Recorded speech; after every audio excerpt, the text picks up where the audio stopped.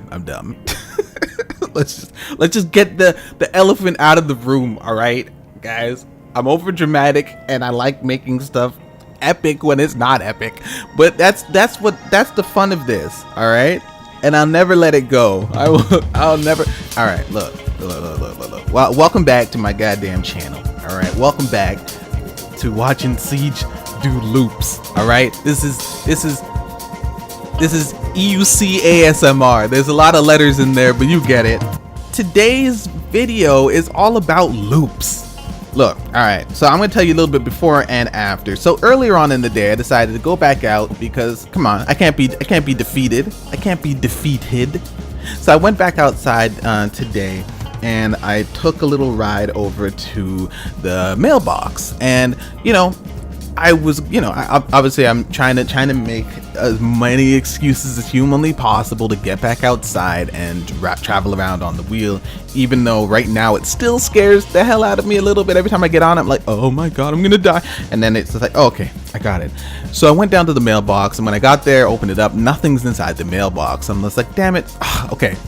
But past the mailbox, there is a little bit of a hill that leads down to the main road. Now it curves and there's stuff in the way, so you're not gonna, even if you fall off a skateboard, it's not gonna go into the road. It's gonna probably hit the ravine first. So there's not too much trouble in terms of confidence in losing the wheel going down said hill. But it's still scary to go down a hill on something that you've never traveled down a hill on, because I am used to the flatness of my basement, which I've learned now is the only flat area in my entire city.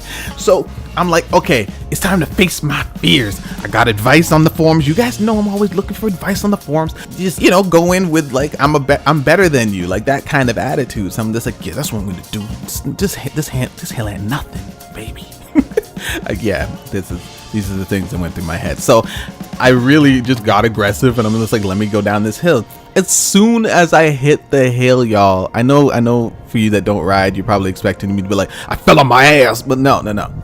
It just sat me down. Like, it just immediately straightened out, and it felt like I was on an escalator, a really, really smooth escalator that can turn, which is kind of terrifying now if you think about that. Anyway, it felt so smooth, y'all. I was like, this is the most comfortable feeling I've ever felt in my life, and I felt like a genie or something. I was like, crossed my arms and I just went down nice and smooth.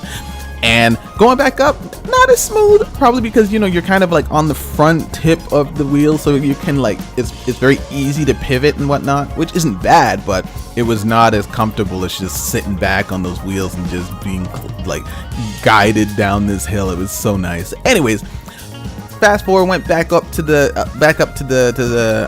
mailbox, and the mailman was there, actually just out there working. I was like, hey, and we talked. He's like, oh, that's a nice toy you got. And I'm like, it's not a toy, motherfucker. But people think that's what they think, so I mean, I can't be upset. I was there was a little bit of salt, but not too much. But I explained to him what it was about and whatnot, and how I wouldn't spend this much money on a toy. And so so that was a good first ride, and I realized, I looked out ahead and I started getting more speed, because I realized when you look directly down in front of you, not only is it bad for balance, but you think that you're going 1 trillion miles an hour, whereas if you look out ahead, to where you're going, you can actually accurately navigate how fast you really are going in relation to the things around you, because stuff isn't moving so quickly. And I think, actually, my mom was telling me about that the other day, about how there was a man who used to look right at the edge of his bumper, and he would drive super slowly, and everybody would get pissed off. But it was because he was looking directly there. Everything was shooting by. To him, he was going 1 billion miles an hour.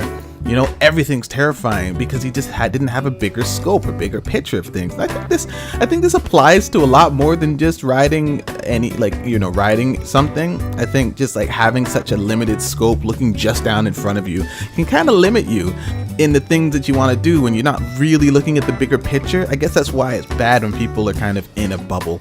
But anyways, I digress. I never know when to use that. I've never. Okay.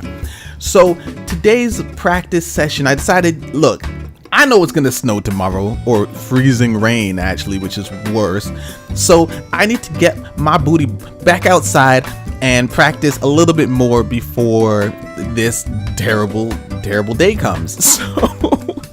So I went back out. It was around 7 p.m. So, you know, pitch black, obviously. And I went over to the school where my brother was actually riding around the other week. And I started riding around it. And now look at this footage here, guys. I straightened it up so that it's actually, you know, properly horizontal. You can see the grade on this. Basically, the school, they work. This is a parking lot at the front. It's like a kiss and drop ride, whatever thing for children. And they basically made it so that the water wouldn't go into the school and drown the kids, because some kids don't swim, I found, and most of them don't like that water. Like, they don't like water that much, right, to the point that they want it in their lungs. So the grade is weird, and it's set to not, it doesn't pour off out this, like, it doesn't just go down this hill and then up the curb and down. It's like a bowl.